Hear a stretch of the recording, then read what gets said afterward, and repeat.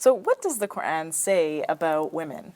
Oh, many important things. The Quran was revealed at a time when women did not have many rights in society. In fact, it is reported that prior to the revelation of the Quran, women were of such low status that sometimes a girl baby was buried alive.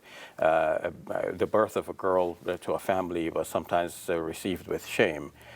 People much so preferred boys, and the Quran came to demolish all of that sort of cultural expectation by showing that women are important.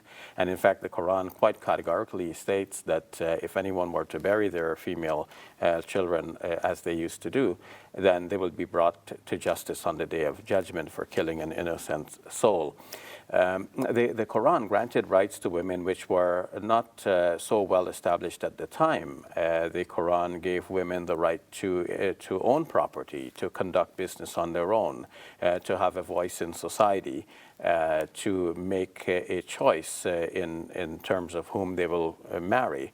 To the extent that the Quran even has a statement that reflects the fact that prior to the Quran, women were passed on as part of the inherited property. So the Quran says that women cannot be inherited in this way, but rather they themselves become inheritors. Mm-hmm. So in many different ways, the Quran granted women rights and a status that was not available to women at that time in that part of the world. Do we have any indication of people who were receiving the message of the Quran and thinking, oh, this is really strange or really odd that the Quran is viewing women in such a positive way?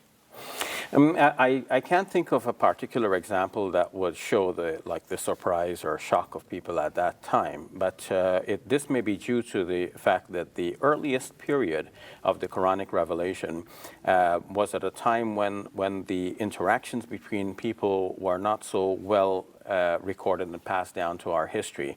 And it's in that very early period that the Quran condemned the burying of girl children alive.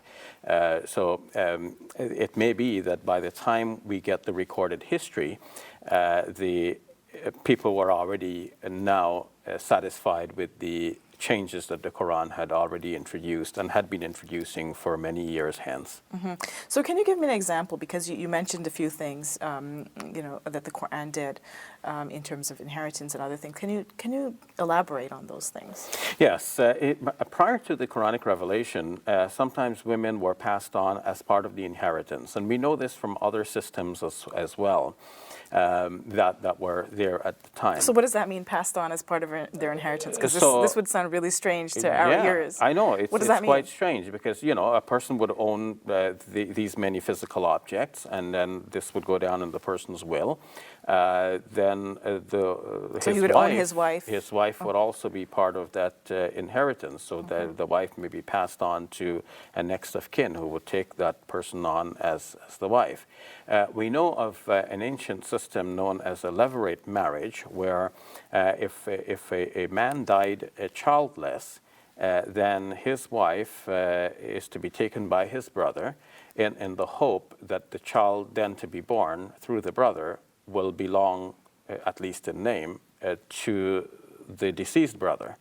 And this can go on for many persons, like, theoretically one brother dies, the other one dies, all childless. Eventually the woman could be passed on like this to several of them until she has a child, which is then attributed to the first deceased husband. But the Quran does not allow for the woman to be passed on like this. It is her choice to be married and to whom she's going to be married. So is there any particular verse of the Quran that refers to that? Yes, the Quran in the second chapter, Surah Al-Baqarah, says that you should not prevent women from marrying the husbands of their choice. And the Quran also gives women the right of freeing herself from a marriage. Now, we put it in this way because today we're very familiar with divorce laws which work both ways. But in the ancient world, it didn't work both ways. Women often did not have the right to divorce. We know from some ancient laws that a woman has to go to a special authority to get the permission to be divorced. The Quran has this clearly as one of the stipulations that the woman can actually free herself from the marriage. But again, it's put in a term that shows an evolution from a previous system where the woman now has the right to, by giving back a part of the dower that she had received, free herself from the marriage once this is done all in the open. Now, what is this part about the dower? This too should be explained. In some ancient societies, a woman had to pay to get married. And in fact, to this day, in some parts of the world, some families are overburdened with debt because they have to cough up a large sum of money in order to get their daughters married. So the dowry is given to the groom. But the Quran has the reverse system where the Quran insists that it is an obligation for men. Just as we know that it's obligatory to pray, it is obligatory to perform the Hajj and so on, it is obligatory for men when they get married to give a dower to the wife, which would be some property that the wife now owns. And this becomes a material security for the new bride, because if for any reason the husband should change his mind and he wants to divorce, then she would have some physical property that is already in her name indisputably so.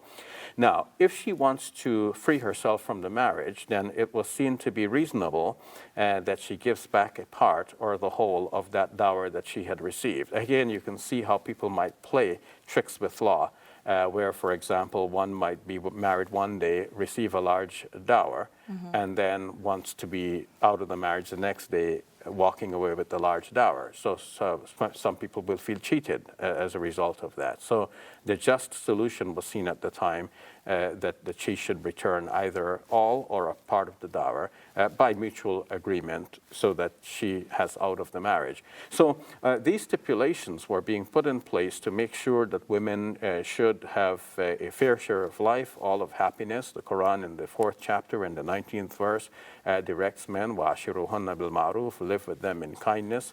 And the 2nd chapter of the Quran, the 231st verse, directs men that even after they divorce their wives, if they decide to take their wives back, then they should be taking their wives back in a situation in which they are not harming their wives. And in fact, they're not allowed, the Quran says, to hold on to their wives in such a situation as to cause them harm or hurt. And if anyone does this, they should be aware of how God is seeing this, as if they are taking the revelations of God for a joke. So you can imagine then. So let me ask you a question then. Sorry to cut in, but the question I want to ask is: so the Quran was revealed in this patriarchal context, and it tried to offer a progressive image or vision of gender rights. But now we live in a different time. So the Quran, looking at the Quran now, it doesn't seem that revolutionary, right? It might, to some eyes, it might seem backward. So how would you respond to that claim?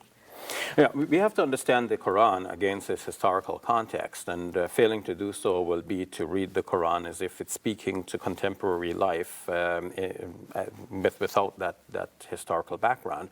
What has happened to a large extent is that Muslims tended to see the Quranic statements as the final statement on how we should live forever. Whereas the Quran was meant to show a way forward on how we progress with life and how our thinking should be shaped and developed from thence onward.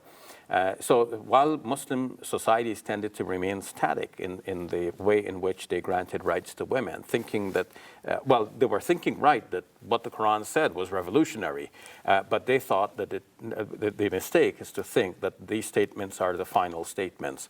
Whereas in other societies, the rights of women, those starting from the back of the class, continue to advance and advance beyond the rights that were given to women in Muslim societies. So that today we notice a marked discrepancy between the way women are treated in Muslim societies and the way in which women have rights equal, or at least this is aspired to, rights equal to that of men in other societies.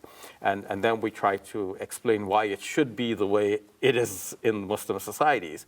And that's wrong. What we should do is try to see how the Quran was shaping the mind minds of Muslims at the time towards a more progressive view of including women as equal citizens in any society, and in granting women rights that are equal to that of men. We'll leave it at that. Thank you for your time, Dr. Shabir Ally. You're welcome.